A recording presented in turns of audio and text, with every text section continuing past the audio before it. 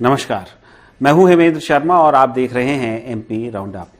इस साल 30 जनवरी को छत्तीसगढ़ के सुकमा में सीआरपीएफ के एक कैंप पर नक्सलियों का हमला हो गया, जिसमें सीआरपीएफ के एक जवान पवन सिंह भदौरिया की शहादत हो गई।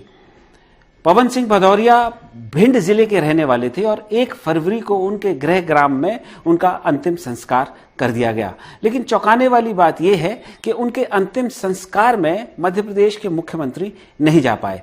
मुख्यमंत्री नहीं गए ना सही, लेकिन उस जिले के कलेक्टर और एसपी भी उस दिन उनके अंतिम संस्कार में नहीं जा पाए। इसके साथ ही वहां के जो स्थानीय विधायक हैं, जो कि मध्य प्रदेश सरकार में मंत्री भी हैं, राकेश शुक्ला, वो भी उस दिन उनके अंतिम संस्कार में शरीक नहीं हो पाए। आपको बता दूं कि ये पहला मौका नहीं है कि शहीद भिंड जिले से इस तरह से सीआरपीएफ या फौज के में लोग हुए हों।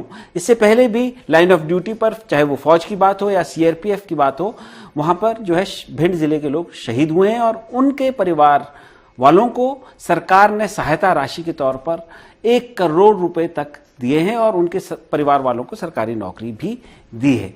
लेकिन पवन सिंह भदौरिया के घर पे ना तो मुख्यमंत्री गए, ना स्थानीय मंत्री गए, ना एसपी गए, ना कलेक्टर गए और ना ही कोई उनके परिवार की अभी तक आज दिन तक कोई सहायता की गई है और ना ही किसी सरकारी नौकरी की घोषणा की गई है। हालांकि राकेश शुक्ला जो मध्य प्रदेश सरकार में मंत्री हैं, वो 3 दिन बाद उनके घर पहुंचे थे। उन्होंने परिवार वालों की मांग पर मुख्यमंत्री को एक पत्र भी लिखा है, जिसमें उन्होंने, क्योंकि परिवार बहुत गरीब है, उनके परिवार को एक सरकारी नौकरी की मांग की है और साथ ही साथ जिस तरीके से पहले शहीदों को मध्य प्रदेश में 1 करोड़ रुपए शहीदों के परिवार वालों को दिए जाते थे, उसकी मांग भी की है। लेकिन सवाल ये है कि जिस तरीके से पहले शहीदों के परिवार वालों की सहायता मध्य प्रदेश में की जाती थी, 1 करोड़ रुपए दिया जाता था, सरकारी नौकरी भी दी जाती थी, वो सहायता पवन सिंह भदौरिया के परिवार की क्यों नहीं की गई? क्या जो वर्तमान सरकार है उसका पॉलिटिकल नैरेटिव अब बदल गया है, जिसमें शहीदों की या जो लोग शहादत देश के लिए देते हैं उनके लिए कोई स्थान नहीं है? आज इस पूरे विषय पर, इस पूरे सेंसिटिव मामले पर बात करने के लिए हमारे साथ मौजूद हैं सीनियर जर्नलिस्ट विनय द्विवेदी, जो खुद उसी इलाके से आते हैं, ग्वालियर चंबल इलाके से आते हैं, जहां का भिंड भी एक हिस्सा है। विनय, सबसे पहले सवाल तो ये है कि आपका स्वागत है, लेकिन सवाल ये है कि भिंड ग्वालियर चंबल रीजन से बहुत सारे लोग जो हैं, बहुत सारे परिवार के बच्चे जो हैं आर्मी में, पैरामिलिट्री फोर्सेस में काम करते हैं।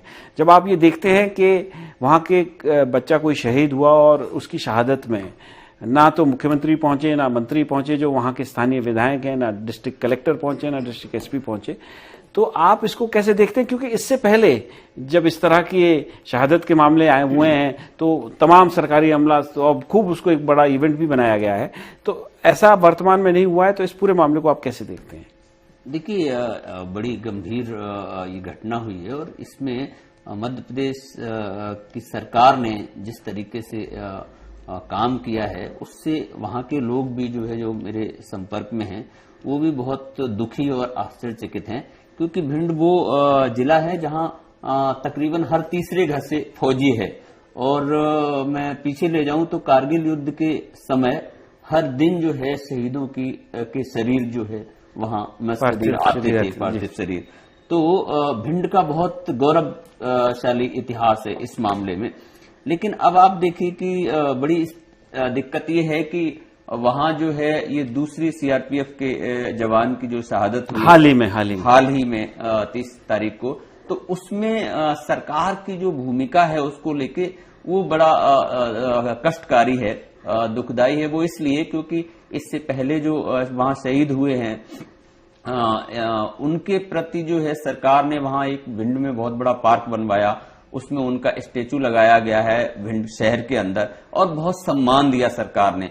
अब यहाँ जो है इस मामले में मुख्यमंत्री नहीं गए, वो तो बात ही है, कलेक्टर और एसपी तक का न जाना, ये जो है वर्तमान मुख्यमंत्री को इस मामले में देखना चाहिए सरकार को कि आखिर ऐसा क्यों हुआ। अच्छा, लेकिन मेरा विनय आपसे सवाल है कि गलत तो ये है ही है। तो पहले तो ये हो सकता है कि चलो मुख्यमंत्री की कुछ उस दिन की अपनी व्यवस्थाएं रही होंगी, वो बिजी रहे होंगे, वैसे होना तो नहीं चाहिए, लेकिन हो सकता है कि उनकी कुछ और व्यवस्थाएं रही होंगी। लेकिन क्या कारण है कि डिस्ट्रिक्ट एसपी और कलेक्टर भी वहां नहीं पहुंचे।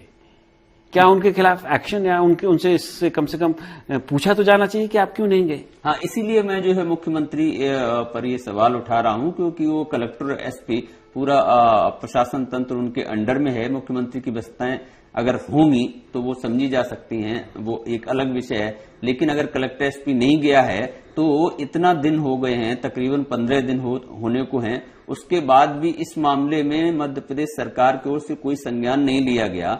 न ही मेरी जानकारी में ऐसा कुछ नहीं है कि एसपी या कलेक्टर से पूछा भी गया हो। मेरी जानकारी में ये है कि जब स्थानीय विधायक और मंत्री राकेश शुक्ला जी जिस दिन गए हैं, शायद 3 दिन बाद शहीद के घर पे, तब जरूर जो है कलेक्टर उनके साथ गए हैं। मेरा सवाल ये है कि क्या ऐसा संभव है, मतलब क्या इसलिए ऐसा हुआ है क्योंकि जो लोग पैरामिलिट्री फोर्सेस के लोग जो अपनी जान देते हैं उनको शहीद का दर्जा शायद नहीं दिया जाता। फौज के लोग जिनकी लाइन ऑफ ड्यूटी में जान जाती है उनको शहीद का दर्जा दिया जाता है और पैरामिलिट्री फोर्सेस के लोगों को शहीद का दर्जा शायद नहीं दिया जाता है। तो यदि शहीद का दर्जा उनको नहीं मिलता है और यदि ऐसा है और तो क्या, क्योंकि शहीद का दर्जा नहीं है तो प्रोटोकॉल में ये रिक्वायरमेंट ही नहीं, जरूरत ही नहीं है कि एसपी और कलेक्टर वहां नहीं जाए, तो वो किसी तरह से दोषी नहीं है, क्या ऐसा कहा जा सकता है? देखिए, बहुत सी चीजें जो है हम प्रोटोकॉल में अगर रहेंगे तो फिर संवेदनशील मामलों में कैसे काम आगे बढ़ेंगे। तो ये ठीक बात है कि पैरामिलिट्री फोर्सेस को शहीद का दर्जा नहीं, और इसके लिए पिछले कई सालों से लगातार जो है मांग हो रही है, क्योंकि फौज की तरह वो भी जो है मोर्चे पर लड़ते हैं और उनके जवान भी जो है मोर्चे पर शहीद होते हैं, गोलियां लगती हैं उनको। तो वो सरकार उस मामले में अभी तक कुछ कर नहीं रही है। लेकिन जो है प्रोटोकॉल नहीं है तो नहीं जाएंगे, ये बात मुझे इसलिए ठीक नहीं लग रही है क्योंकि इस बहुत सी चीजें परंपरा में भी होती हैं। हमारे जो है सदन के अंदर परंपराएं होती हैं, सदन के बाहर परंपराएं होती हैं। तो मध्य प्रदेश में भी ये परंपरा रही है इससे पहले भी कि अगर कोई शहीद हुआ है तो शहीद के घर पे जो है प्रशासनिक अधिकारी जाते हैं और शहीद के परिवार को जो है समुचित मदद करते हैं। अब मैं हेमंत जी बताऊं, इस मामले में जो शहीद हुए हैं पवन, उनकी 4 साल की बेटी है, बहुत गरीब परिवार है और अकेला, जहां तक मेरी जानकारी, अकेला बेटा था इनके पिताजी का। तो अब जो है बहुत छोटी खेती है, ऐसे में पूरा परिवार कैसे परवरिश होगी? बेटी 4 साल की है, आगे कैसे पढ़ेगी, उसका भविष्य क्या होगा? ये बहुत सारे सवाल ये तो परेशान करने वाले हैं। निश्चित तौर पर ये सवाल हैं और ये परेशान करने वाले सवाल हैं। लेकिन उससे भी बड़ा सवाल जो है वो ये है विनय जी कि जो वर्तमान सत्तारूढ़ जो दल है हमारा, वो इससे पहले जब इस तरह की कोई घटना, दुखद घटना होती थी तो बहुत बढ़ चढ़कर हिस्सा लेता था और भावनाओं को, मतलब उन भावनाओं का फायदा उठाने की भी अगर मैं कहूं कोशिश करता था तो कोई गलत नहीं होगा। क्या बदला है कि जो वर्तमान सत्तारूढ़ दल है वो मतलब शहीद की अंतिम संस्कार में ना जाए? ये मतलब सोच के बड़ा अचरज सा लग रहा है क्योंकि वो तो कोई मौका चूकते नहीं थे, क्योंकि उनका जो नैरेटिव था, पॉलिटिकल नैरेटिव था या राष्ट्रवाद का जो नैरेटिव था, उसमें वो सूट कर रहा था, फिट बैठ रहा था। तो ये बड़े चौंकाने वाली आपको बात नहीं लगती है कि ये सरकार बीजेपी की, शासन बीजेपी का शहीद का अंतिम संस्कार है और उसमें कोई जा नहीं रहा है? तो इसका क्या मतलब लगाया जाए कि इससे पहले जो होता था वो सब जो है नाटक था? नहीं, मैं उसको नाटक बिल्कुल नहीं मानता हूं, लेकिन मैं ये मानता हूं कि जब बहुत सारे स्तर पे जब बदलाव होता है तो प्राथमिकताएं भी बदल जाती हैं। तो उसी तरह का ये जो है प्राथमिकताओं का बदलाव है। दूसरा, मैं इसको एक दूसरे नजरिए से भी देखना चाहूंगा कि कहीं ऐसा तो नहीं है कि लगातार चुनावी जीत जो है वो इस तरह की जो है जो मानवीय प्राथमिकताएं हैं उनसे सत्ता को का मुंह मोड़ लेना भी एक तरीके से इसको देखा जा सकता है, इस रूप में भी देखा जा सकता है। लेकिन अभी चूंकि ये 2 महीने की ही सरकार है इसलिए बहुत जल्दी होगा। लेकिन ये एक जो मानवीय घटना हुई है उसमें जिस तरीके से मध्य प्रदेश सरकार का जो रुख और रवैया है, वो जो पुराना, इससे पहले की जो सरकारों का जो रवैया था उससे एकदम उलट होना बहुत आश्चर्यचकित करता है। तो बिल्कुल आश्चर्यचकित करता है जो वर्तमान सरकार का, खासकर इस वाले मामले में जो रवैया रहा है वो। लेकिन सवाल फिर वही है, क्योंकि इससे पहले जो भारतीय जनता पार्टी की मध्य प्रदेश में सरकारें रही हैं या पूरे देश में भी सरकारें रही हैं, उन्होंने पूरी कोशिश की है कि इस तरह की घटनाओं में बढ़ चढ़कर हिस्सा लें और जो सुरक्षा बलों से जुड़े लोग हैं, चाहे उनके परिवार वाले लोग हैं या उनके चाहने वाले लोग हैं, उनका भी एक विशेष योगदान रहा है भारतीय जनता पार्टी को इस मुकाम तक लाने पे।